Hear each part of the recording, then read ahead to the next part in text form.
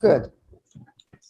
Okay, good morning, and thank you for joining us. For those who came, I'm sure we're expecting more people to come on. Connections are a little difficult right now, so we have to be patient as we go through this. If we have to go back, then we will go back. By way of introduction, my name is Vicky Idoko Pope. I am the head of VIPCG. I also am the main convener of the WASH Academia. The WASH Academia, as you know, is a program of VIPCG that is targeted at developing the WASH sector in Nigeria. We're hoping to develop the capacity of the sector by harnessing all the knowledge that is present in the professional WASH community in Nigeria as it is now, and we leverage our contacts from elsewhere other than Nigeria to bring this about. We do research of the WASH sector on pertinent issues that we need to address that can help us. We bring in insights, training videos, online training, local and international training, and you've been getting a lot of notice about our training brochure, so I know you know about this. So this bi-weekly WASH Academia series is the flagship event of the WASH Academia as a whole. This is where we bring up issues with rub minds, and hopefully you go back to your various utilities or ministries or even your business to make a change. The important thing is that we want to begin to advance in achieving what the reforms are supposed to achieve in a sustainable manner. Most of the gains of the reforms, we tend to go back and forth. We advance forward, then we go backwards, and we don't want to keep doing that. A quick introduction of myself. I have a master's degree in organizational development. What that means is that I build organizations. And, for over 25 years, I've been doing this, and I've spent 10 of those 25 years in the WASH sector, mostly in Nigeria. I have international experience, having worked in the US, in Europe, now in Africa, and sometimes in South America. I am a fellow of the Institute of Management Consultants and of Organization Development. I have several certifications. I'm very passionate about governance and leadership and human resources. And I have written like 3 books. I'm still writing articles and stuff like that. So I am, having spoken about myself, I want to go on now and talk a little bit about that subject matter today. So to do that, I am going to go on and share my screen, if that is okay with you. Okay, so I wanted to provide some background information about this meeting. The purpose is really to do a quick debrief about a visit that we had with 3 water utilities in Atlanta over the Christmas holidays. It was in December and January. And the decision to do this visit was almost impromptu. As it is, I'm constantly looking for how to get us to advance. And so I went to 3 Atlanta water utilities with one other person, and we went there to find out how they do business. What is guiding their operations? How are they achieving performance? What is it they are doing that we can, the whole purpose was to see what is it they are doing that we can copy, basically. I know that we cannot copy everything whole scale because every utility is different and every environment is different, but there are some basic things that we can learn from. And so I have organized some of the information. Well, I gathered a lot of information, so I've tried to sort of wither it down and organize it into this presentation. We will be talking about the background information, which I just gave you is very quick. And then we're going to look at integrated water management in Georgia, because that's what they call their own. The whole setup is integrated water management. Is all linked with water utility management, wash services, protection of the environment, water treatment, distribution. The whole thing is all linked together. And then we will look specifically at the water utility management itself. And I wanted to also talk specifically about performance management strategies, because that is an area that seems like your status quo. So I thought while I was in Atlanta, why don't I go and see how these people are doing their business and see what we can learn and see whether this can pull us up from where we are. I thought that also that by going there, I would also see some things which we have ignored, and I did see, that we can focus on to kind of move us forward. I saw that there's a lot that we can learn from them. This here that you are seeing, this here that you can see is actually the water meter. And I took a walk around the neighborhood one day, and I'm seeing these things in the ground. I don't know if you can see it, but it says water meter Atlanta. So this is for Atlanta water utility. This is their meter. If you look at this, see this white area here? That is actually, the meter goes in the ground here, and this is the key. See here? This is where the key goes in. So the meter is in the ground. And then, so this is the edge of the property. This is the edge of the property. This is the road. That's my foot here. But this is the edge of the property. And I saw that all meters that were buried between the road and the property. And then there is, and then they go underground into the building, into the side of the building where it enters, where the connection is. So when water is being connected from this point here. And when it's being disconnected from this point here. And we will talk about that a little later. So I went around to make sure that this, in fact, and talking about standards, that this, in fact, is how each area is, that each building is metered. And I was like, oh, okay. Then, like there are some buildings where there's multiple residents. Then there's a place where this meter feeds another meter that splits into the different apartments. And that is attached to the wall. And that is where the field staff go to read the consumption. Anyway, so this thing that we are looking at here, I did try to make it as much of a research as possible. There's water planning documents that that Georgia has from 2017 and is periodically updated. Once I learned about it, I went to look for it. And there are websites of the various utilities that they have. And if you look at their websites, you will see that their websites, they always approach their websites as if it's a customer that is trying to log in. If I ask the same question in Nigeria, if we ask the same question, we would probably say oil. And the idea that the whole state considers water as their most important natural resource was really, it tells me a lot.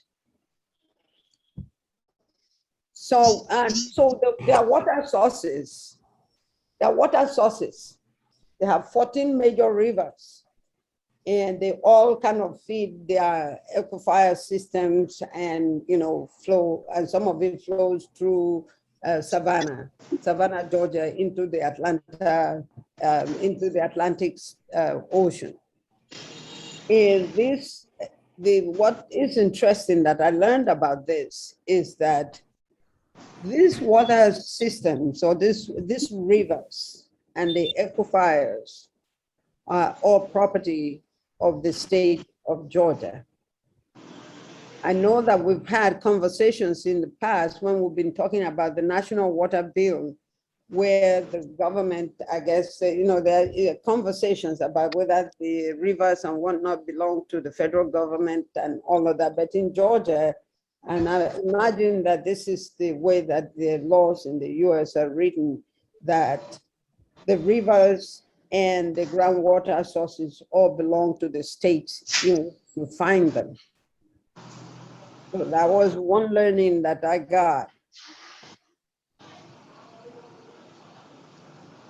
The major learning that I got with the first, other than that, one of the major learnings that I got was about the importance of a belief system around water and water supply and the people's rights to water and how the utilities are there to serve the people and how everything is geared towards that.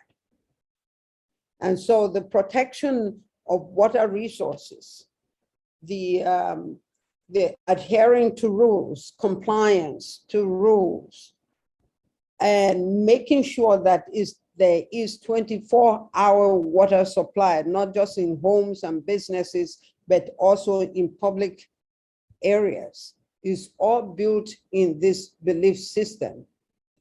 So their belief system is that water is important for economic growth, for public health, and for environmental protection. And all their programs are geared towards making sure that this is provided for. So the state of Georgia itself also believes in conservation of water resources. So we will talk about surveillance, how there are grants from the federal government for, for conservation and quality. There is a lot of focus on the quality and quantity of water. So water pressure is, there are standards for water pressure, and there's a lot of moves not to waste water. There's also a big focus on cost recovery. I know we talk about that a lot. We know that what financial viability is really tied to being able to recover the cost of water production. And in Nigeria, I don't know what the rates are now, but I don't think we're even recovering more than 25% of the cost of producing and distributing water. But cost recovery is also at the core of availability. Affordability, clearly with every kind of business, your whatever product you're providing for people must be affordable to the people, and they have a more advanced economy, a more developed economy than we have. And so what I saw, though, they would not give me their entire financial thing, but it looks to me like it costs us more here to produce water and distribute water in an economy that is a smaller, a less developed economy than they have to deal with over there. So right away off the bat, we already at a disadvantage there to be able to give our people affordable water.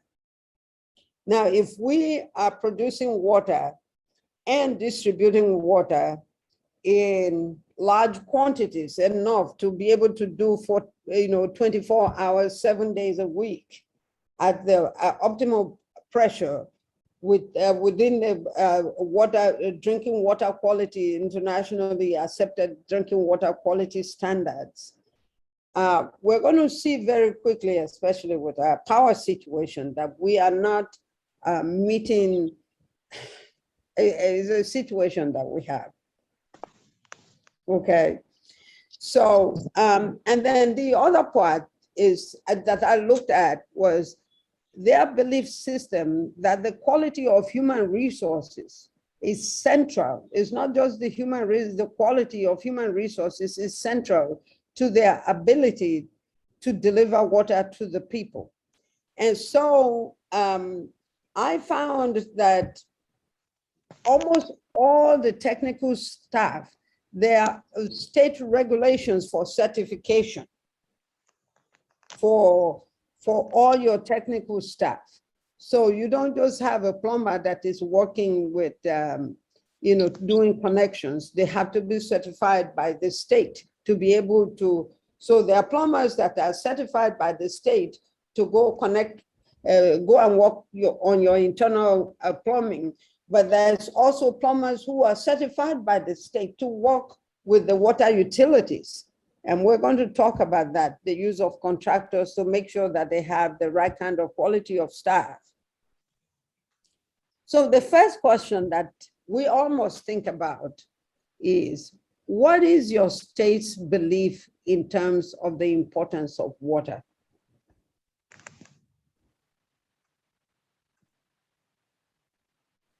Because if we, belief system is everything. We all operate from a belief system around anything that we're doing. It's our belief system that, everybody else is doing it, so we should be doing it? Or do we really believe that the livelihood of people, their people's life expectancy, the protection of our environment, even the whole wash thing that we're, what is really the belief system of the state that you're in terms of water supply? Even if it is not written down, it is there, because if you want to see what someone believes about anything, just see how they are acting. If the state believes that water supply is critical to the existence of people, to life itself, and the state is not supplying water, to supply water, then we are on the wrong path to start with. And I believe that this is one of my discoveries, that we haven't yet examined what our belief system is in terms of water supply to human beings in the country.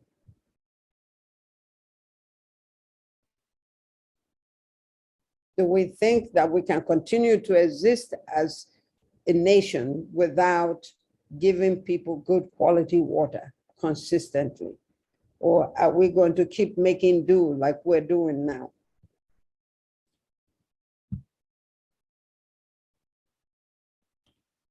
I think we should be thinking about that.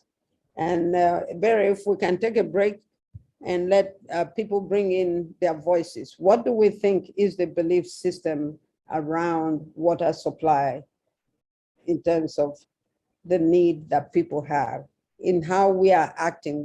Honestly, what do you think we believe? Okay, thank you so much, Ma. There are some comments already in the chat box. I don't know if I could read it while other people prepare to bring in their comments, right? Okay. Okay, one of the comments says, beliefs, values are crucial organizational cultures necessary to drive commercial paradigms. Our actions betray what we claim are our beliefs. Yes. That's a comment. In essence, our actions are driven by our belief system, our mental constructs. Okay. Okay. Okay. So I want to leave the house, the floor open for people who have input, comments, feedback based on what my boss has just pointed out within these few minutes. Okay. If you have such, you can raise your hands. I'll give you the opportunity to talk. Okay. Okay, Dubagari. Dubagari. Thank you very much. Good morning. Morning, sir. Participants, and thank you for a very wonderful presentation this morning. I believe that what we are seeing in Nigeria tells us clearly that governments, especially state governments, do not actually have a belief system that is positive in terms of water supply, provision of water supply to the populace. If you look at the budgets that are prepared year in, year out, you will see that in most cases, states will budget like 2 billion naira for the sector. And in the end of the year, when you take the stock, you will find out that many states have spent just about 100 million or 200 million. So in terms of performance of budget, you will be able to see that actually people are not well committed because your commitment is shown in your actions, like we were told during the lecture. So in a situation where people are not actually acting what they claim, because the budget is a statement. The budget is your statement of intention of what you want to do during the year. And then at the end of the year, you now see that you have performed only 3%. It shows there's no commitment. So in terms of belief, it shows that we don't actually believe that we are responsible as a state, as a government, to provide water for our people. So I think we need to change from this position so that our people benefit, because if our belief system is wrong, then our action will actually not be right. Thank you very much. Good morning. Thank you. Okay. Barry, do we have someone else? No, we don't have any. If please, if you want, okay, we have. There are two Name is Asa laptop. Ask him to introduce himself. Please introduce yourself before you speak. Thank you. 60 seconds. Okay, thank you. Good morning, madam and other participants. Yes, My name is Engineer Olatunji from Lagos. I want to thank you for this discourse that you have been doing the last few months. And honestly, I cannot thank you enough. In short, let me just put it at that. The issue of belief system, the last discourse we had, we talked about the political actors and their influence in this activity. So, and their ability to lead the sector in the right path, So it brings me to the issue of this belief system. What are their belief in all of these things? The little things matters for me. Let's look at how do we treat the issue of water as a body. I'm as relatable to what we call the environment. Everybody had concretized and solidified the surfaces that even the rain cannot even percolate into the ground anymore. Rain falls into our grounds, they run into the drainage, it gets polluted and runs straight into the lagoon, a regularly polluted lagoon. So are we taking the quality of water? Can we take water again from the ground? No. Absolutely, we cannot take, so these are some of the issues. And thank you for your visit to the US. You saw green areas almost everywhere. Rain will fall into the ground, to percolate into the ground. That is to recharge the groundwater. So in some states where there are no rivers, they have the groundwater to use. Yes. So we, as a matter of policy, encourage this kind of things. We all have concretized our frontages. Our roads are concrete. Everywhere is concretized. So that when rain falls, it falls to the drainage and runs straight into the lagoon. And that is already even polluted. So these are some of the issues. And thank you for the water connection you have showed. What is Okay. All right, sir. Continue. You have given to us. Thank you very much. No. Thank you, Engineer Olatunji. Is there anybody else, or should we continue? Okay. Another person, I think we should continue. Okay. Yeah. Okay. So as you can see, we we've been talking about the belief system. I think this is really a rhetorical question because our actions betray our belief system. We don't seem to see the importance of getting good quality water to our people consistently. And it is showing in how, Engineer Guitar, welcome, we were worried about you. You know, it seems to be that we have not seen the importance of this.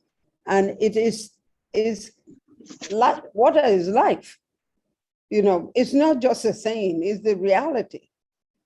Our people are not getting the quality of water that will sustain life. All our problems, all our health problems, I think like maybe 95% of them are tied to water. And yet our actions don't seem to, you know, to back up this information that we have. So I think Engineer Dubageri already talked about all of this, so we're not going to flog it. One of the first things I told you was that all water resources within the state boundaries are properties of the state. This is part of the federal law. And I know that, you know, part of the problem with the water bill we have now is about who owns the rivers, Abby? And we've seen the heated discussions around that. Well, you know, how we run our own federalism is a little different, right? So the way that Georgia sees it is that their integrated water management is the management of these water resources for consumption, for irrigation by farm, for farm uses, for industrial and commercial production, wastewater assimilation, hydropower, habitat maintenance, and the protection of species in the environment. So every activity that all the programs they have for integrated water management covers all these areas. And there are different groups who are involved, of different organizations are involved in doing this. So clearly, water resources for human consumption is where the water utilities play in. There are guiding rules. Usually there's a federal level guiding rules, and then there's a state level guiding rules. And everybody that is, you know, that is playing or whatever operational arrangements or in the sector are done so that there is compliance and there is tight regulation. There's tight regulation in relation to these guiding rules. There's also tight regulation around quality and quality management. They actually showed me documents about, you know, the federal rules around contaminants and then the state rules around contaminants and how they watch out for that. Then there are rules also around people management. We know that in the water sector, there is a per capita number of technical staff that every utility is supposed to have. There, I saw that it was disaggregated according to whether it's in the treatment plant, in the distribution, like how many, for example, in terms of surveillance, the area, an area would be handed to a surveillance team, and that depends on how many miles of water distribution pipelines run through that area, how many households are there and all of that. And that determines how many people are put in an area to survey, to survey the pipelines and protect the pipelines and that kind of thing.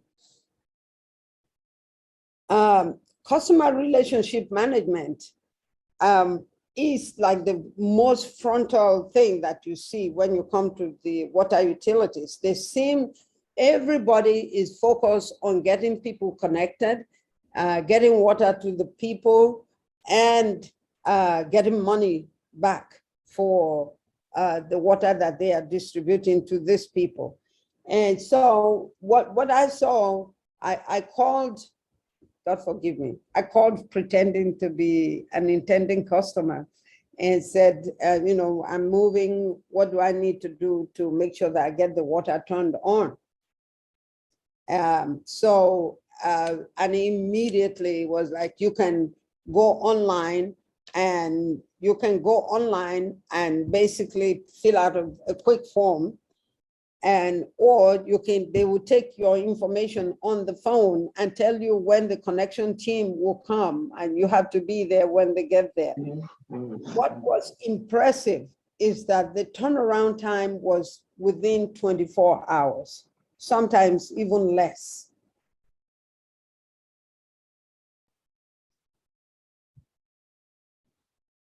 Then there are tightly managed performance management strategies, and it was all tied again to, from the customer perspective. Everything about performance management was tied from the customer perspective.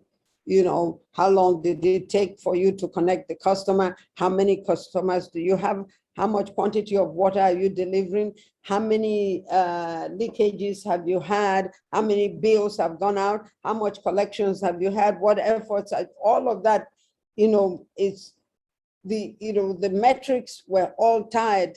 They all flowed from the customer to the rest of the operations of the organization.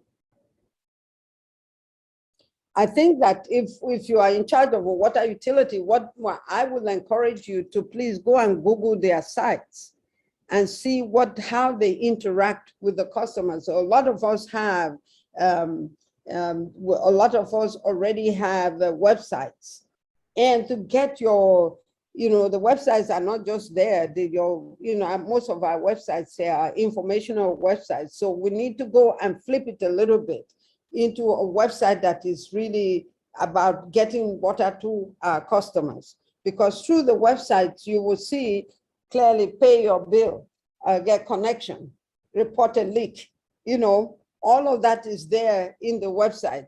So we need to do our own part in terms of information technology, sharing information and interacting with our customers before we say they're not paying, right? And I saw also issues with billing, and I will talk to you about that about that. I spoke earlier about the water utilities being guided by a water law. There is a potable water and wastewater operations and facilities water law. And that the potable water production and distribution and wastewater operations, where they reclaim water, you know, through the water that comes through the sewage system. And someone spoke earlier about stormwater, water coming from the rains, being basically harvested and treated and recycled. The industries in the water utility sector include water treatment plants, water supply systems plants, sewage and sewerage treatment facilities that collect, treat, and dispose of waste. All of these are considered to be in the utility sector.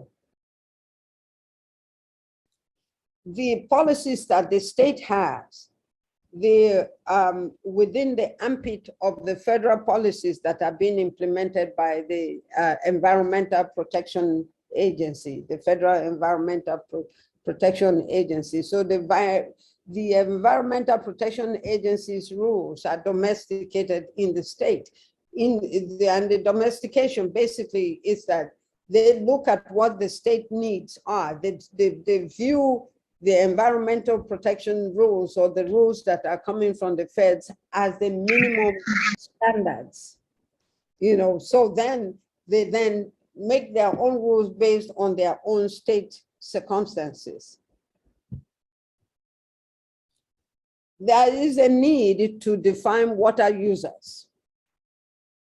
And it was interesting because what I've heard here, water users have always been defined as, you know, the private individuals and the commercial individuals. So our billings are usually bills distributed to private homes and then bills distributed to the commercial buildings. What we saw was that the they have human users and what they call natural needs. And I was like, okay, what does natural needs mean? And the natural needs then start to deal with environment. The plants they have around, if you go to Georgia, it's a lot of woods, and the water that goes into these woods and all of that. Then there's water utilities themselves, because the water utilities would buy bulk water from the treatment utilities, and the farmers, industries, and then commercial businesses. What is interesting is that there are clearly defined rules guiding water users, and they must abide by those policies and rules that guide the water usage in the state. When I have seen our water policies and our water laws, we have not worked hard to define, obligations of users of the water that we are selling.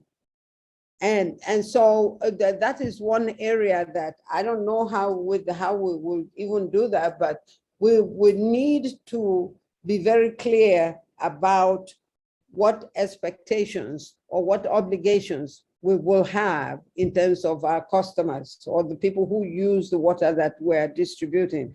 I think that we talk often about what the state's responsibilities are in terms of providing water, and what the state will do to ensure access and all of that. But we don't seem to focus on the other end, the users. What is their responsibility? I think that one clear responsibility is, if you are going to use our water, you have a responsibility to pay as you use. And that when you apply to us to connect you to water, you are agreeing to pay for water that you are going to use. Whether we give it to you as a flat rate or we meter your premises, but you must pay, and you must pay within a certain amount of time. I think that we haven't clearly written it down and communicated it to our users. So first we need to define our users. Then two, we need to define what expectations that they must agree to in order to be able to use our water.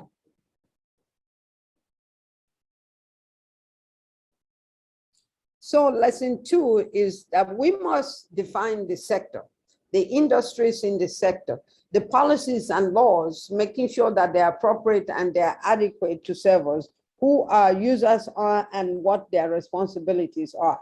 This was the one lesson that I saw, that I haven't seen a clear definition of the sector. What we tend to do is that we agree that this is what the sector is, because this is what we hear when we go to workshops, or this is what the donor agencies are saying, whatever, this is what we read online. But a clear definition of what the sector is for the state is important. Right now we're talking about wash, right? And wash services in the state, they cover several things, even though they are all tied to the water. What part of it belongs in the utilities sector?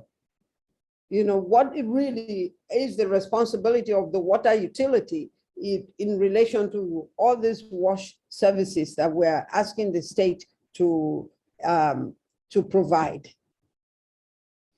And we know that the water policies and the laws, when you look at our water policies, is not simple enough. It's too much jargon. And when you see too much jargon, it's usually an indication that we've been copying and pasting. So again, when we define the sector, define the players in the sector, then our policies and laws will reflect all those things. So if you look at the wieldy water policy or wieldy wash policy, now we're calling it wash policy. And if we're going to call it wash policy, maybe we should be moving it to integrated water management policy like they have in Georgia.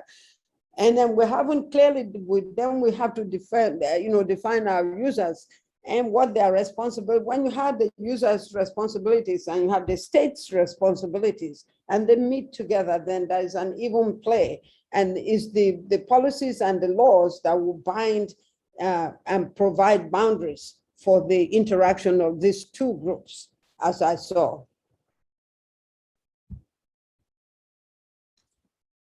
Do we have comments before we go to question 2?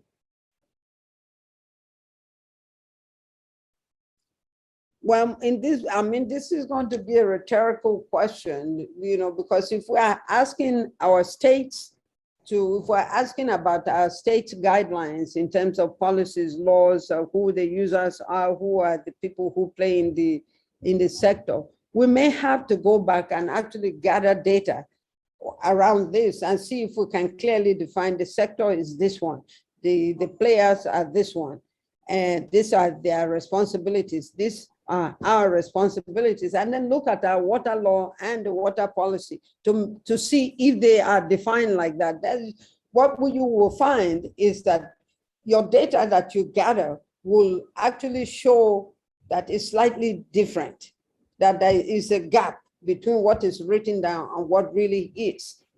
And if there is, then that is going to impact our performance, the performance of the reforms that we have already. So I think that instead of me asking what are your state's important guides or guidelines, I think I should be asking, is it possible for you, if we have, I think we have quite a few water utility heads here, for you to go back and sort of walk upwards and say, okay, to try to gather information to clearly define for yourself and for your utility, what is the sector and who are the players in the sector? And what are the responsibilities of my users? Is this something that the water utilities themselves can do? Do we have, how many water utility heads do we have here, Barry? Okay, I don't have an actual count, but I know we have at least up to 4 here. Okay, so is there any water utility head here who thinks that you can go back and actually try to define this sector and define your users and all of that, look at your water laws and see where there are gaps? Anyone here that feels that they can do that? Okay, Dubakari raised his hand. Okay, go ahead. Good afternoon, once again. Okay. I'm the president of Nigerian Water Supply Association. Yes, sir. Actually, I know that if you look at the state laws, the water laws that we have in the state, for most of the utilities, they're actually concentrating only on the water supply agencies. Now, in the recent project that we did, I think it's just rounding up a e-wash in Taraba State. When we got to Taraba, we found that they had a law that's covering only the water utility. And what we did was to look at a way of integrating the law so that we have one common law that covers the whole sector. So with that, there's a single law now that replaced the old one, which covers the water corporation, also the small town water supply agency, the rural water supply agency, and even the regulatory agency, so that everything is brought under one single law. So with that, there's integration and proper guidelines and streamlining of responsibilities and rules to various sectors that are subsectors in the water sector. So I think that's a good starting point. And if we can do that, we'll be able to streamline things and make sure that they're done properly. That's my own contribution. Thank you. Okay. Is Engineer Guitar still here? He's been going in and out. Which other water utility head can tell us about what you can do in relation to defining your sector? Good morning, everybody. Yes, good morning, sir. This is Magaji Abubakar, the General Manager of Gombe State Water Board. Okay, sir. I think this discussion is very, very important, and it has touched a lot of sensibilities. But I think most of these things goes back around to our belief system. This belief is very, very important, and it is affecting almost every aspect of water supply. For instance, now, you can see in our state, the state government has expended a lot of money into making sure that the water has been provided to the populace. In the first instance, geological formation is not does not have very good water yield.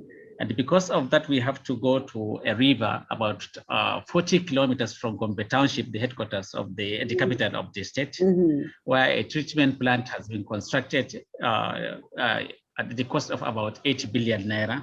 Wow. And we run this treatment plant maintenance and operation a contract at the cost of about 1 billion annually. And it has been going on since 2005. The utility is still sound and very good.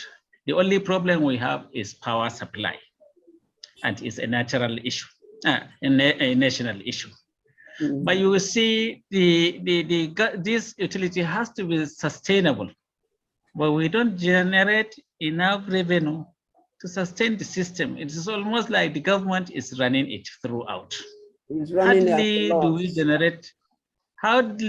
we generate 3 million in a month for an utility that has an initial capital investment of about 8 billion and a running cost of 1 billion per annum. People don't want to pay revenue. The belief system here is that just water is local and you can go just by the side of your house and dig a stream and get water. They look at it like that. That is the most easy thing to get. But you see, it's the most difficult things to get. We cannot get enough because of the geological formation to supply for the state and the adjoining villages. But in the house there, they will think that they can just sink a well and get it. They sink a well, they don't get the water. The purity of the water is not as good as the ones that we supply, but people don't want to pay revenue. People think that this water is one of the fundamental human rights that they can just get free of charge. And when you go to them, they say, even this water that the government must pay, it is the only thing the government gives us. Why must we pay for it? It is the only thing that we benefit. So virtually people don't pay. And even the government itself, like I say, is the belief system. Most of these ministries, parastatals enjoy our water, but they don't pay. They don't pay. Government doesn't pay. There is no encouragement for the people to pay. We hold stakeholder engagement. We do tariff regime. People will say, this one is good, we can pay. But the willingness to pay is different from ability to pay or the intention to pay. They can say that we can pay this thing, but they won't pay. You go there and they cannot pay. Whatsoever you do, they will not pay. You see, it's just what, like I said, the belief system. And even these rules and regulations, we have policies, we have laws, we have a governing board. But all these things, you find out that the moment we come to do something like a tariff, customer enumeration, people don't want to give information. We don't have a very good data now, even for our consumers. When you go with the enumeration system, they will think you want them to pay back the backlog of the debt they went. They will not give you good information. And some of them got this water illegally without formally registering it from us. So we don't even have the data, the correct data. And some of the previous regime, the first one that constructed the treatment plant, when he was asked about metering, a proposal was given to him for metering, he just took his red bureau. He said, have you considered the political implication? That is the only thing. He cannot produce. If he has constructed the treatment plant now, when you are talking of metering, you will say, people will think that because I have constructed the treatment plant, they must pay. So, and then the next one that came, he said, okay, we provide water, we don't have economic facilities to the people, we cannot charge water revenue. Now with this administration that came, because of the paucity of funds, it is intended that we generate revenue well, but the foundation that was laid is too weak for us to generate revenue. It is just in that belief system. We have these laws. When you bring these laws to interpret them, they are there, but people don't want them interpreted. Just the same administration that wanted us to collect revenue. When we come with new tariff, we say, okay, now to expand our revenue base, we must register boreholes and do all sorts of things. The moment we release a letter to borehole owners that they will start paying royalties, politically the thing just backfired such that we were the offenders now. The government withdrew and forgot about us and left us with the people. Left you guys to carry the load. So you see, even the government does not believe in itself. We have these laws, we have these guidelines, but we don't believe in implementing them. So this is the problem. But we have issues that we have to address squarely, whether we like it or not. And it is very important that we understand these things very well. Thank you very much. Thank you so much. So now, adding to political will, now we have a situation where we have to really examine the belief system around water supply. What really do we believe? Do we believe that the people deserve good quality water, and this is important for their livelihood as well as even their being alive? And what part should the people play if the government is making sure they get this water? And is the government, and this is why that political will is important, is the government going to be brave enough to stand up and say, okay, I will give you water, I will do this in investments, and I will make sure water gets to you, but this is your own role, you must pay. If you pay, I guarantee you know, and we will not take too much out of you, we will make water affordable. I was surprised that even in a place like the US, affordability was a real issue, because I think that is their way of making sure that they introduce efficiency and making sure that the people also also know that they are not being gouged and all of that. So let's hear it from one more person. Thank you so much, sir. Ebere, we had hands. Okay, Guitar just came in now. Okay. Yes, we can give him the floor.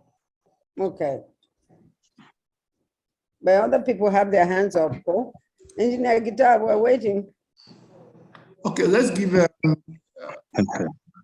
okay, so go ahead. I have been on and off, so I wouldn't be able to comment for now. Sorry, please. Okay, we're talking about the belief system around water supply, the user's responsibility, the government's responsibility. What is the belief system behind that? The belief system is that, and I think that's a national problem. The belief system is that government should just supply water at no cost to we are trying to call them customers, but at no cost to the consumers. And that is the biggest challenge around it, that we are not able to make people pay for the water. And let me give myself an example. I've been in the industry for over 30 years. There was no time government has indicated to people that they should not pay for water. But all through this number of years that one has been in the industry, people still have the developed cold feet in the payment of water. Then the other thing is the political dimension of it. Still, the body language of the political leadership is that they are not going to charge for water. Even if whatever grammar anyone blows, that is still the disposition. So meanwhile, the customers still have that as something that government should at least give. for free. They will say even at least water should give water. Government should give water free. And again, the political leadership see it as politically suicidal to submit to the charging of appropriate tariff, or even to enforce the Able to least, charge a minimum tariff, yeah. even to charge even the existing charges that were charging, they still don't.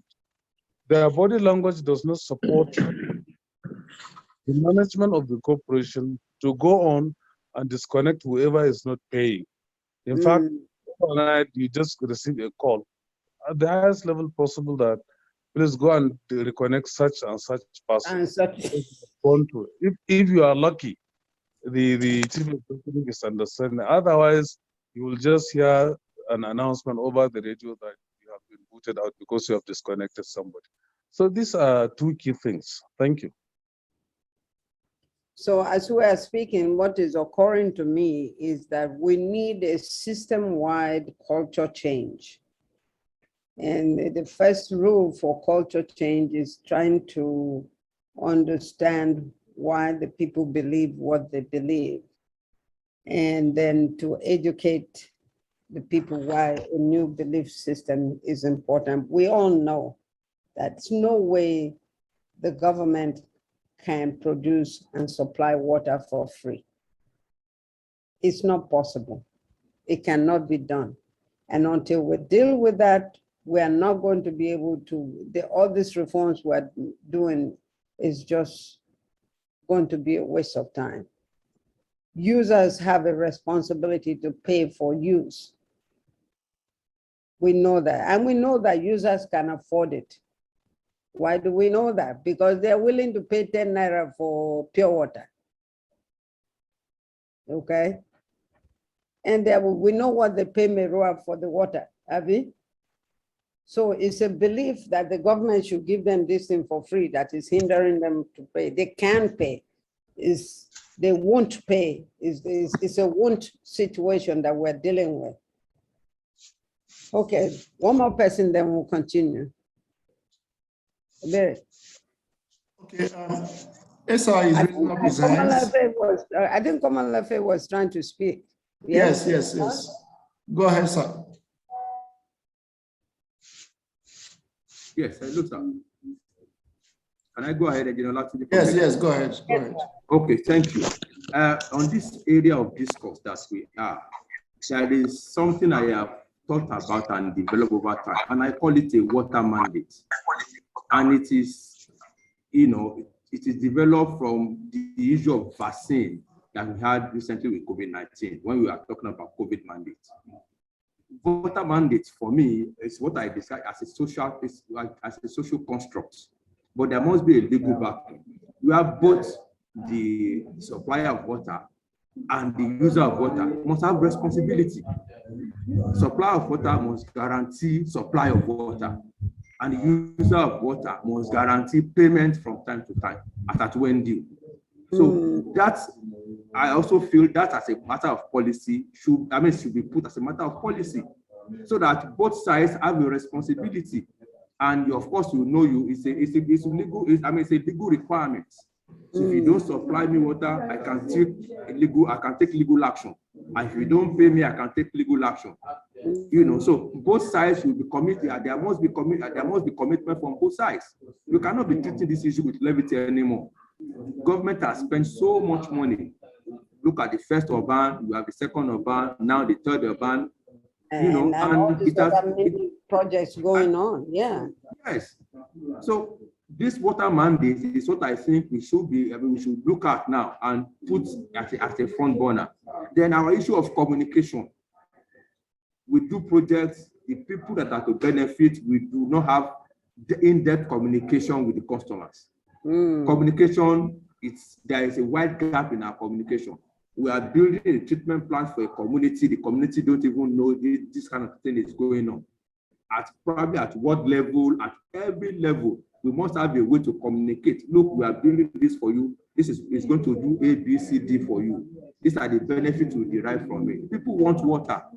and you must be committed to connection to it, to be connected to it, because we don't want you to be taking water from the stream anymore. Water from the stream gives you sickness, makes you ill. You know, it deprives you. When you are ill, you are not able to go to your businesses to do your job, to earn money.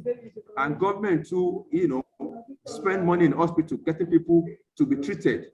You know, so we have built this for you, and it is for you to take. So connection is almost like a mandatory thing, and payment, you know. So these are the things that, I mean, these are things that should go into the issue of the water mandate.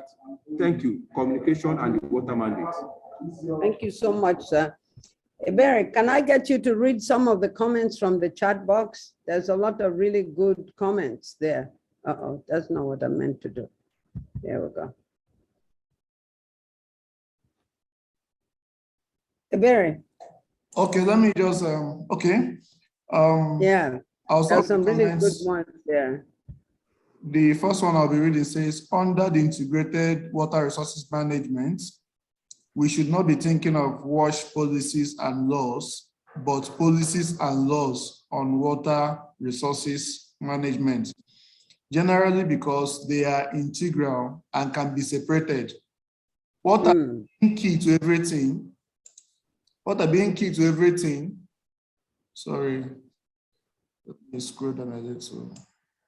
What are being key to everything, but separating WASH away from resources creates lots of challenges when integrated water resources management is to be practiced.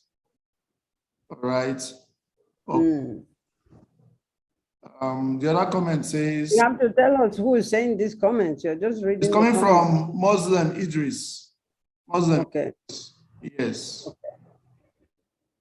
Yes. But then there's another one here. I think. Okay, this other one is a question, really. I don't know if you attend to that now. It's a question. It says, my question is on integrated water resources management, the same person. So we notice there are more than 10 countries, states in GA.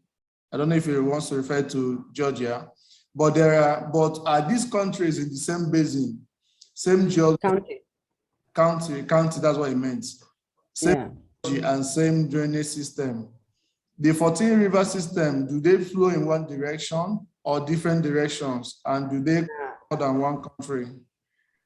I don't know that, but I know that all the rivers go through Savannah, Georgia into the Atlantic. So is that the same direction? I don't know. What was the other question before that one? The other question says the 14 river system, do they flow in one direction or different direction? I just answered that one. I don't know, but I know all the rivers go into the Atlantic through Savannah, Georgia. It's asking if they cross more than one country. Oh, yes. More than the counties are the local governments. Yes. Okay, then one more question here. It says, we know that there are 4 basic requirements, which are the source, the treatment, the distribution, and energy. How does energy work? Without energy, there is no water supply. So how did they address this? Well, the US, they are not doing hydropower thing like we are doing. They use nuclear power for energy supply in most places. So the idea that there's no power supply is not even, it doesn't even arise. They have power supply and it is affordable. So, and it's because from the use of nuclear power plants that they have. So, and they do have a whole distribution system that works. You rarely would, even in rural areas, be without power for up to 6 hours or even less. So that they don't, and this whole power supply thing is like there's water and then there's power supply, and they seem to have tied our hands in this country. you know, and so, yeah, they don't have issues with power supply. The water systems, the treatment plants, everything is always running. Okay, let me take two more quick comments before you can continue. Okay. Muslim Idris also said, I think the belief is quite there, but the attitude and implementation has been the challenge. We also know that life and environmental biodiversity has total dependence on water. Water, yes. It has to be looked into as such, but with priority and more emphasis from institutions that matter. Okay, it's talking about looking into environmental biodiversity. All right. Then there's a comment from Stephen Mankilik from Plateau State Water Corporation. He said, belief is everything. The politicians make lofty promises during campaign that they will make water available to everyone. But in reality, that is almost impossible. As a result of these promises, cost recovery becomes a problem at the long run. Okay, saying that they make promises during campaigns, but most of the promises are not achievable. They have and at no the end of intention. the day, yeah. Okay, I think I have one more comment here. So my problem is that most municipal water producers run without regulation. Why? In Nigeria or in the US? Idowu didn't provide that information. He said, as Because long as there is nobody that is in the water sector in the US that can he's talking do about anything Nigeria. following the He's talking about rules. Nigeria. He's talking about Nigeria, man. Okay, yes. Well, we don't even know what the rules are, you know, we're like, it's like being in the jungle here. So, okay. Yeah, go ahead. It's as long as we still operate without regulation, we will continue to have problem in water distribution. Okay, so it's tying the problems in water distribution, the absence of effective regulation. Sector. Well, I think that we have some regulation. It may not be adequate, but what regulation we have, we are not doing compliance monitoring, compliance management, you know? So it's not just to have regulation. If you have regulation, you must manage compliance as well. And we don't, even the little that we have, we're not, you know, so that, and you know, most of the regulatory agencies or commissions just came in, and they too are trying to find their footing, you know, in the whole situation. They're working to find their footing. So, you know, there is a need for us to educate them to know what role they're going to play in all of this, because it's not enough to define players in the sector. We define players in the sector and set boundaries and set their responsibilities, but then it's the regulatory agencies or commissions or whatever units that will help us to make sure that there is compliance. All right, so I'm gonna close my chart here. So now I want to go on. And so how do you define the sector? What industries are in your sector? What is driving your policy? How do you define your users? So these are all questions that we should all go home and try to find the answers to.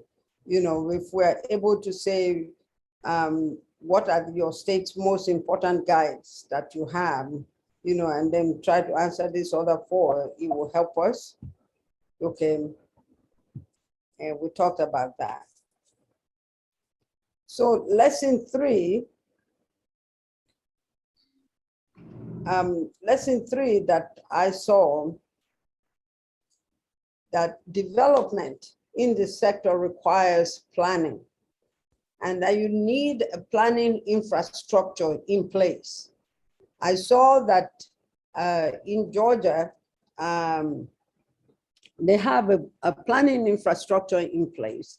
And this planning infrastructure, they work consistently to come up with the plan for the water, for the integrated water management sector, and they distribute these plans to the sectors, and they enable and encourage the various players in the sector to implement the plans. So, so it is important that you plan with an eye to the future, because a state like Georgia that is growing so fast, they keep a tight eye on planning. And we know that, you know, migration in our country is towards the urban areas. So if we too can adopt this, you know, we're having all the strategic plans and the master plans that are being developed. And then once they are done, we just put them in our drawers. And your plan, the plan for integrated water management has to be a living document that you are working from, that you are updating periodically, that you are seeing whether something has changed. Like we've had the insecurities and the economic upheaval that we've had, and suddenly the urban areas are exploding, you know. So with the urban areas exploding, and we are still doing business the same way, have we updated our plans to include the population explosion that we're witnessing in the urban areas? Have the plans also looked at how we are protecting the water supply infrastructure, or upgrading the water supply infrastructure, the commercial services and all of that? So there's a need to go and look at how we plan. One of the key things that we have happening now is that most of the master plans that we have, the development agencies paid consultants to come and develop for us, right? And then we're supposed to implement this. But in order for us to be able to implement this, we have to know what is in the plan. And that means we must be the originator of the plan. So we have to look within our states to develop the capacity to plan and implement the plans as well. So if we have gotten our plans from consultants, that is well and good. That has to be seen as the starting place. Also, the plans have to be concrete and realistic. I just talked about the population growth that each state is experiencing, and what we should be working on to make sure that these plans in fact speak to realistically to our situation for both now and for the future. In Georgia, there are planning districts. What it means is that they've divided the whole state, and it's not across county lines or local government lines, but across demographics, like which ones are urban areas and which are rural, and these districts then do the integrated water management plans for the various areas that are concerned, and then these plans are shared with the contributors in this sector. In addition, each county actually or local government area has a water master plan. And then there's a metro area plan that is an integration of the various counties in the metro area. The plans are guided by the state of Georgia priorities. So again, that is coming from the highest level, their priorities that the state has, and that is shared. And water conservation and water quality are key issues that they pay attention to in terms of their planning. We talked about that already from the beginning. Now let's look at question number 3. You see that I have an S there because there are several questions. Okay, so what is your state's water management plan? Do you have one? Many states have. Okay, we know that maybe of the 36 states, maybe 7 have integrated water master plans that are maybe within a 5-year period. Everybody else is dusting out plans from their dustbin or wherever they have kept the documents. And we know that if you're looking at that, the future might have already passed in the water plan, in the plan that you have. So there is a need to go and take a look at your water management plan, the integrated water management plan, and see whether it speaks to what your need is. Then when you look at it, you have to look to see where does your utility fit in that whole statewide plan. If your utility is in, and most of our utilities are in the urban areas, and these urban areas, where does your utilities plan come in?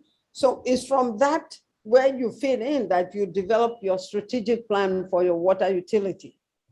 So don't just go off and start making your water utility strategic plan without taking a look at the master plan that exists for your water utility.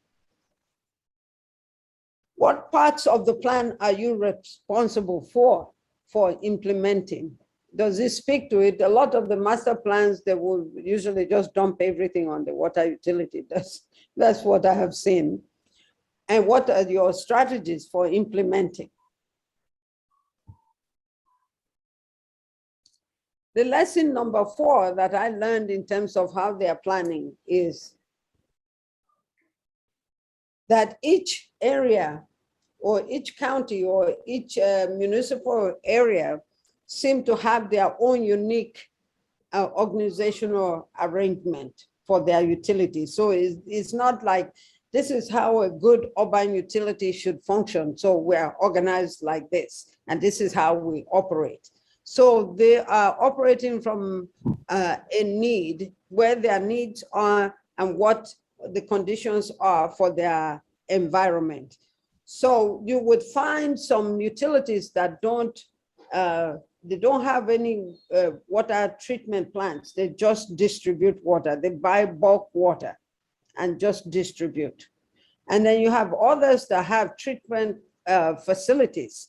There are others that are also involved in the conservation and recovering water from the sewerage system. Some of them even have sewerage treatment plants in the various areas, but it depends on their on the environment in which they are operating. Each utility is different. There can be multiple.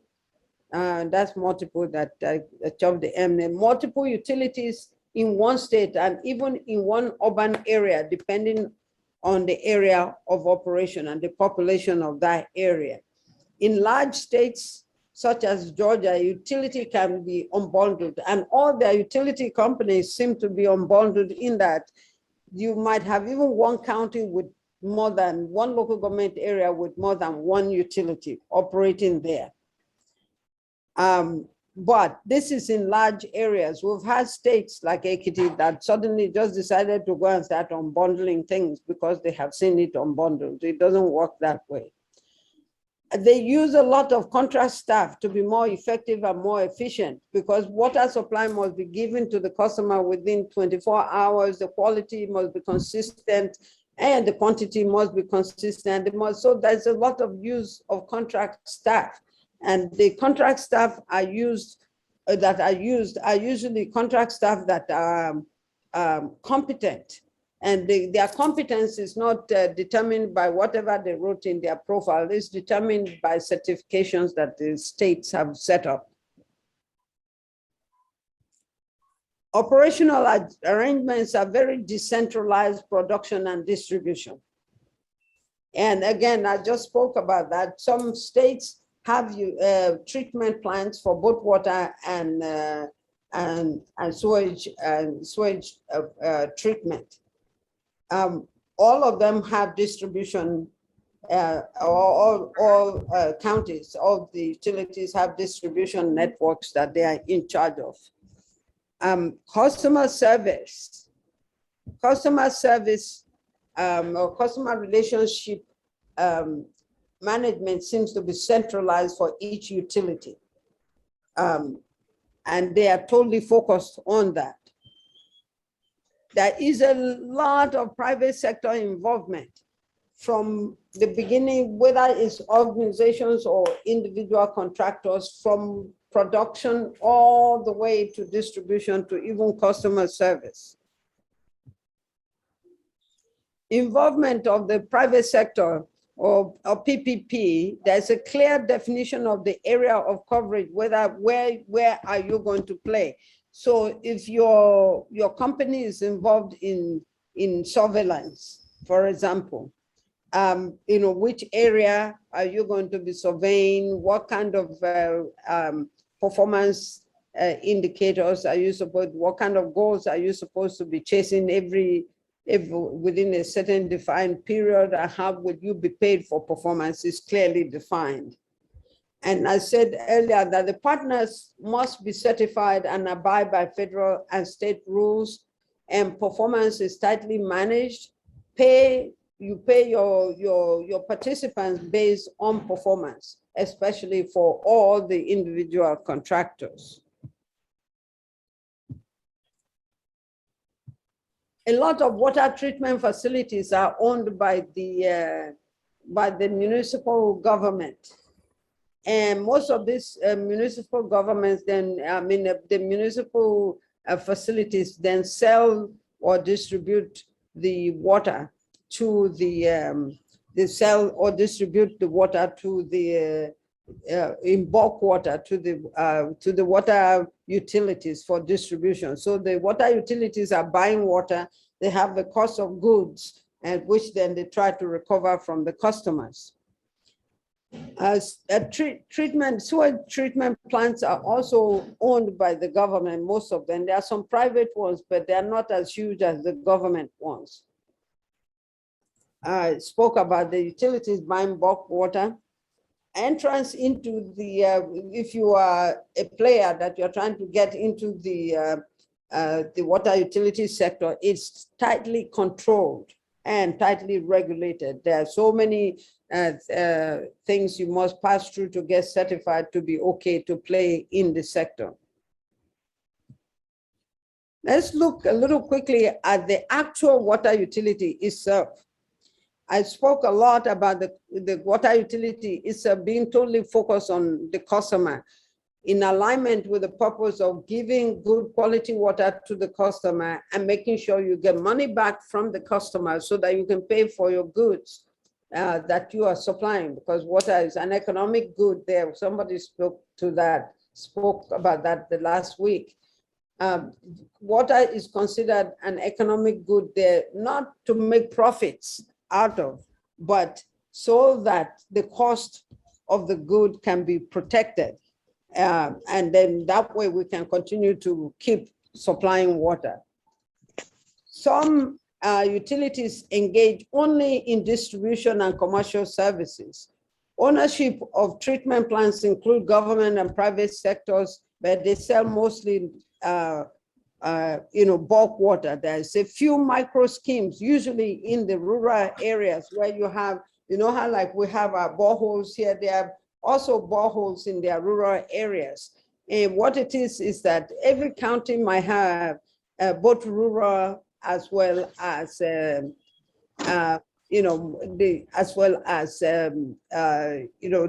might as well, they have urban areas and rural areas. So in some of the rural areas, they're serving them through wells, through boreholes. And some of them is just that they have distribution. What do we call the big distribution tanks again? That is, they just have those servicing the rural areas. Almost all the agricultural activities happen in the rural area. So the consumers in the agri sector, they're usually in the rural areas, and they consume large amounts of water. So you will find that just because they are in the rural area doesn't mean that the quantity of water that is going to be distributed there is less than the urban areas. conservation, which we talked about those key areas that they manage towards. And one of them is conservation. They think that water is important. So this thing that water is important and that is their most important natural resource, and they must distribute this natural resource in enough quantity that people get 24/7 water supply in the right kind of quality. And the first thing they must look at is conserve water. Conserving water means that people get it and that the environment is protected. So leakage management is a key strategy. So, and I found that surveillance is heavily contracted out. Even though their own staff will still go out to make sure they are looking at leakages, there's use of technology to dictate leakages and all of that. So they still contract them out. I spoke to some of them. Pressure is optimized. So the pressure is not too much and it is not too low. So there isn't, and people are encouraged to automatically report when there is low water pressure, because that reporting means there's something wrong with the distribution system, and usually that means that there is a leakage. So that, reporting and making sure, excuse me, let's manage microphones. The pressure, that water pressure standards are strictly adhered to is one of the ways that they manage leakages. Water quality management. I spoke earlier that there is a Safe Drinking Water Act at the federal level that is applied to all the states. And they set legal limits on about 90 different contaminants of water. And when I saw it immediately, I was like, oh my goodness. How many of these contaminants do we have in Nigeria that we are aware of? And are we managing quality in relation to these contaminants? I think, I have to go and get that information and share it. And quality, again, is defined as both quality in terms of those contaminants, as well as quantity, the quantity that people are getting. The quality standards are highly regulated and must be complied with in relation to the water, the Potable Water or the Drinking Water Act.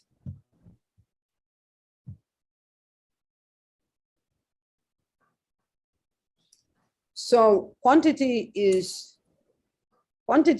through control of pressure, consistency of supply.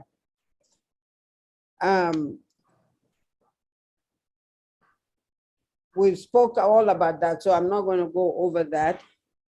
Asset management is central to quality management. So I know that one of the things that we speak a lot about here is how is the issue of regularly scheduled maintenance of our assets. And what they tend to do is they maintain a very tight inventory of their assets, and they update them regularly. They update them in terms of what conditions they are in. Well, first of all, when they were put into service, what conditions they're in currently. Every time there's a scheduled maintenance is recorded, and then how much it has been used, at what point that we think that is now reaching a critical stage for replacement, or if it's been overused. All of that is recorded. I spoke about a life cycle. The life cycle, every asset, no matter how good it is, you cannot just use it until whenever it just packs up.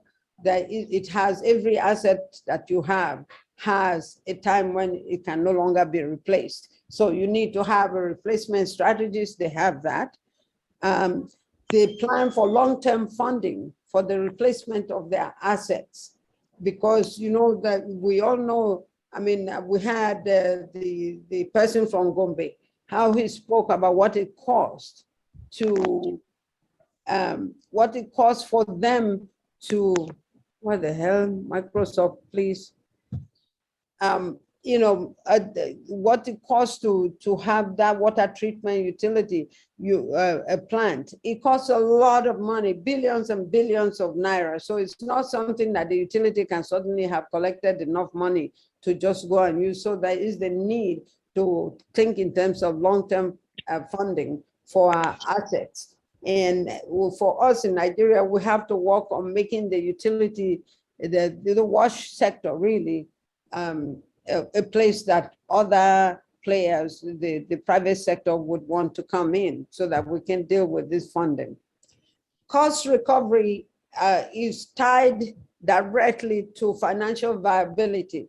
Can they recover the cost of the goods from the customers? And we've been speaking about that. We have seen that the major issue that we have is the customer's willingness to pay. There you have no choice. If you don't pay, they will disconnect your water. The only way to get water is from the utility. The utilities regulate whether you get water or not. You have to call your water utility to come and connect, and they will disconnect if you don't pay. But that is a process to that whole disconnection process. What I saw is that first the bill is generated at so you call today, being what is today's date, the 19th or whichever date it is. So, and then they come and connect tomorrow. From that date to 4 weeks later or a month later, you get your first bill. And then you're supposed to pay that bill usually within the 2 weeks. They give you the 2 weeks, then you get another bill. That next bill is colored. The first bill is just black and white. The next one is colored.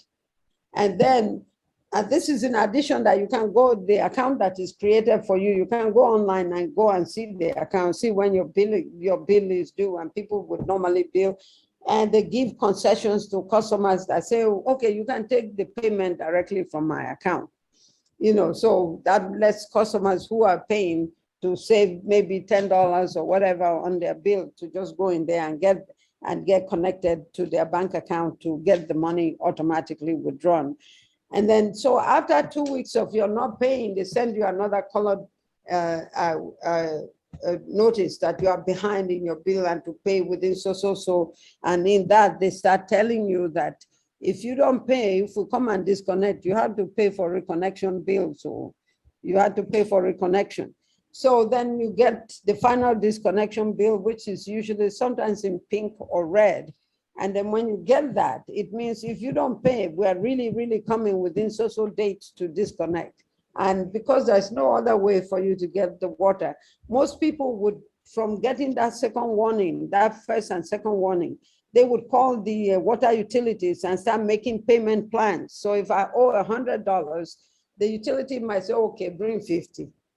Bring 50 and we'll give you this remaining 100, this remaining 50 that you owe, we will add it to the next bill for you and we won't pay, we won't come and disconnect. So the person now, instead of worrying about paying 100, will see that the utility is willing to take some part payment, and usually they will comply and pay. But there are situations where people live from paycheck to paycheck. Someone might have lost their jobs, or they might have some kind of health issue or whatever it is and not being able to pay.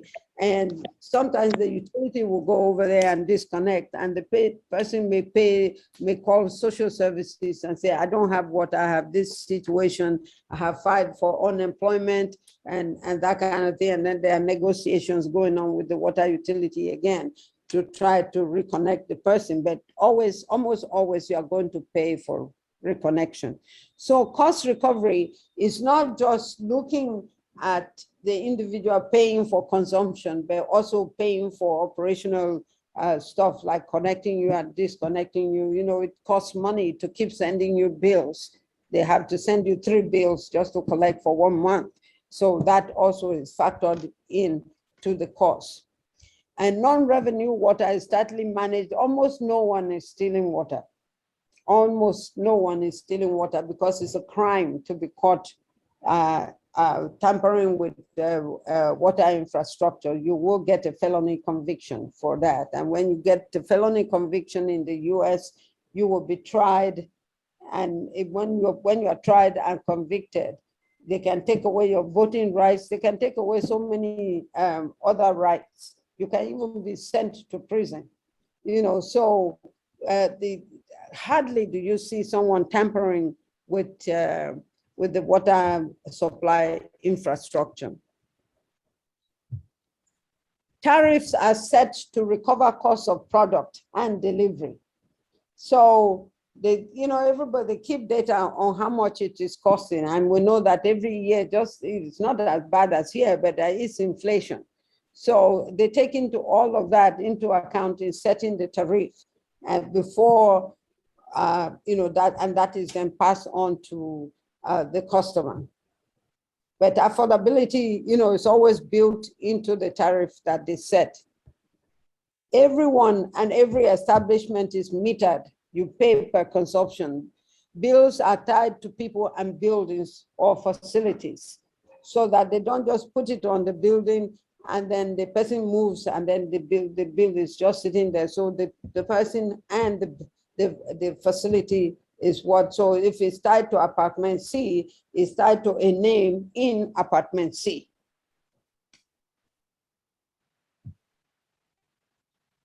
And I've spoken about a lot earlier about how the efforts they make to recover their bills. There are public taps. So if you go to a park, there are government parks, and in there are toilets, and there's the wash thing. There are toilets and there are public taps where people drink water from. So the department that has that establishment is the one that is responsible for paying the water bills for that department. The public areas like the schools also, each school will have, the schools have, all have toilets. They have standing water fountains where the children go to wash their hands and drink water. In the wake of COVID, there are standing washing facilities, and the water that is used there is paid by the school system, the school board pays for all of that. So every water supply that is distributed to public areas are paid by whichever department, or here like our own ministry, that is servicing that. So when we are talking about wash establishments in schools, toilets in schools, and water in schools and so on, is the Ministry of Education that is responsible, or suburb, or I forgot the local government ones that are in charge of the primary schools. It is those organizations that must pay for that. So we have to make arrangements to make sure that these government entities are paying for water supply for public taps in these public areas. We spoke earlier that one of the key areas that they have to focus on is affordability, because if people cannot afford it, then they will not be able to pay us. So tariff is set for affordability and cost recovery. There's a tiered system of tariffs. The rich pay more. The urban areas do pay more in terms of where individuals are, but the farmers and so on pay according to which ones they are using. The policy of efficiency is adhered to. There is very little waste of water. So they track whether there are leakages, they track where water pressure has changed, and operations are always optimized. So we could go on and on about that. Human resources. Only qualified technical staff are used for technical areas. So all plumbers are certified, and they are certified as to whether they can work on directly in the buildings, or the outside between the meter and the buildings, on the meters, or on the water mains. And a mix of full-time staff and contractors are used in almost every utility. What I saw is one of the things that we can use there is find ways that we can use contract staff to optimize our connections and disconnections, as well as surveillance. So those in terms of what we can learn from how they use their staff is that one. almost exclusively, contractors are used for connections and disconnections. Almost all of them that I spoke to, I will see a van that says City of Atlanta water. And I walk up to the individuals working from there, and I will find that this is a private business that has a contract with the water utility, and their job is to connect or disconnect water. All their management staff are full-time staff. They don't have contractors working in management. Capacity building is a huge initiative, and even there's money from the federal government to build capacity of the staff. Performance management is very strict and is very highly adhered to because of the issues of compliance. They have to work to make sure that their staff understand what the rules are and they are complying with the rules. And I talked earlier about contract staff being paid based on what they deliver. So if you are a connections contractor, you are paid by how many connections you do. So you are not just paid on the payroll of the utility. You know, if no connections are coming in from you. And I spoke again about aggressive staff development. It's not just training, but also succession planning, because they want to make sure that the utility always has the kind of staff that it needs at any material time to produce the services or provide the services that they have. The culture in the utilities, even with everything I'm saying, their culture is not corporate though. You know, I saw them to be, you know, in talking to the people, you can see the, you know, a mix of the civil service culture and then the corporate culture. The closer they are in relation to customers, the more it's more corporate in their approach. But there's a mix, a semi-mix of civil servants and corporate culture. Even you can see it from their dressing, from the way they supply information. A lot of information they have to clear before you can get it, and you know, and that's very civil service like. And you know, you make calls and you make appointments and it has to be cleared and that kind of thing. So there's a little bit of civil service stuff going on behind the scenes. That's bureaucracy, clearly. But when it comes to the customer service facing area, they seem to suddenly become corporate in their approach.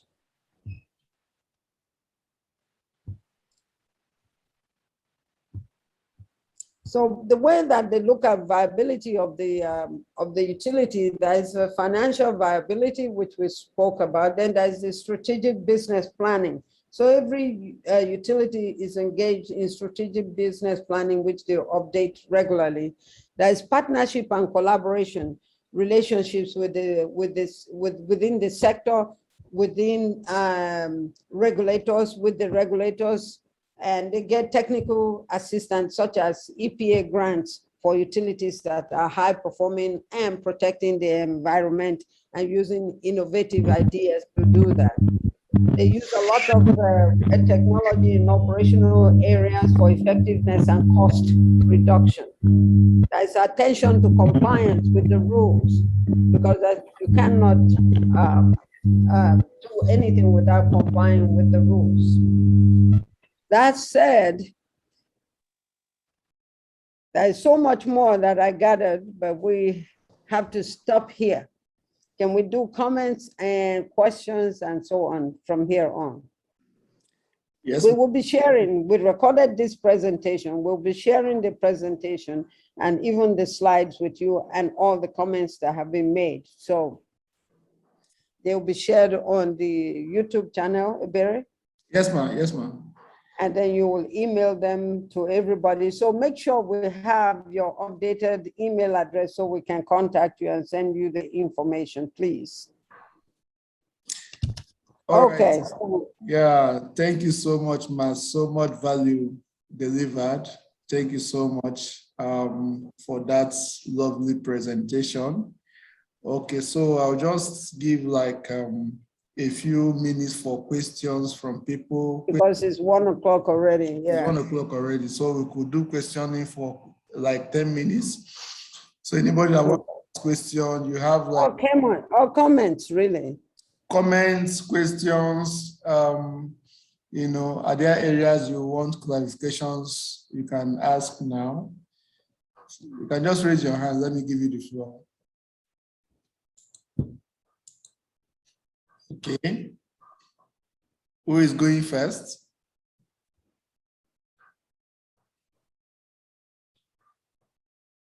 Who is going first? Or not.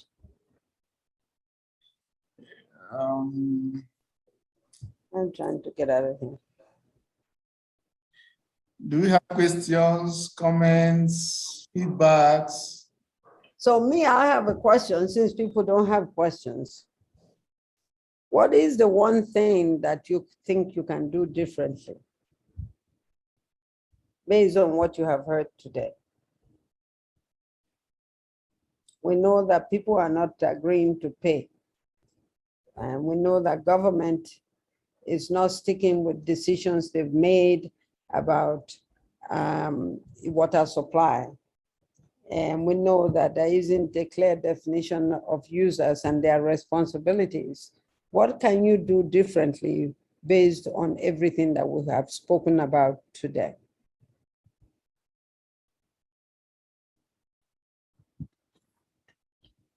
Anybody? Hello. Yes, sir. Yeah.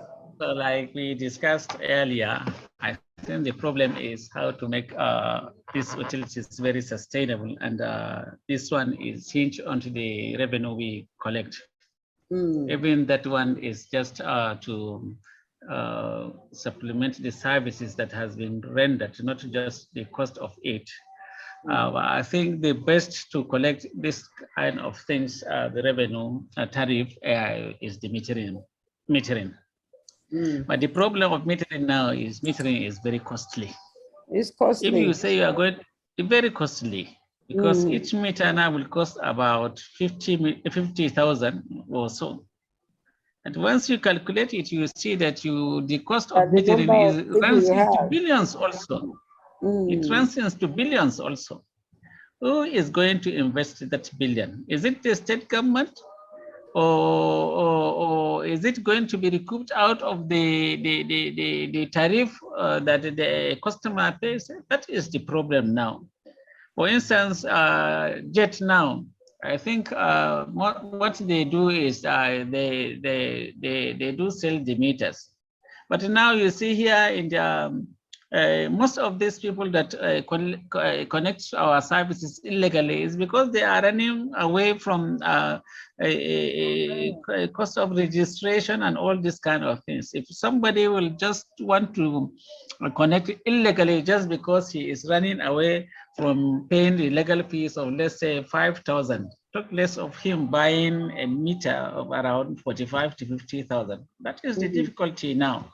But I think that is the most easiest and the best way, more especially this, is it prepaid, these prepaid meters. Unless, of course, if people will just go and maybe bypass it, but if they are going to follow the rules, the prepaid meters will be very good and very effective and simple way of paying tariff. And most of this will be automatic. You don't have to follow them. They go to the office and buy the prepaid card. Hello, I have network problem, but the cost the cost implication is our problem now. Thank you very much. You know, in the water sector, unlike NEPA, I guess I'm still calling them NEPA. Unlike NEPA, you know, the situation with NEPA where they make the customer go and buy the meter, you know, and then they say the meter belongs to them in the process. We can't do that with our customers because we have issues where the customer doesn't even want to pay in the first place. So we have to invest in the meters first and then pass on that cost somehow in the charges to the customer gradually. Even if you have to do it over a 20-year period, then we have to do that. But it's important that we meter.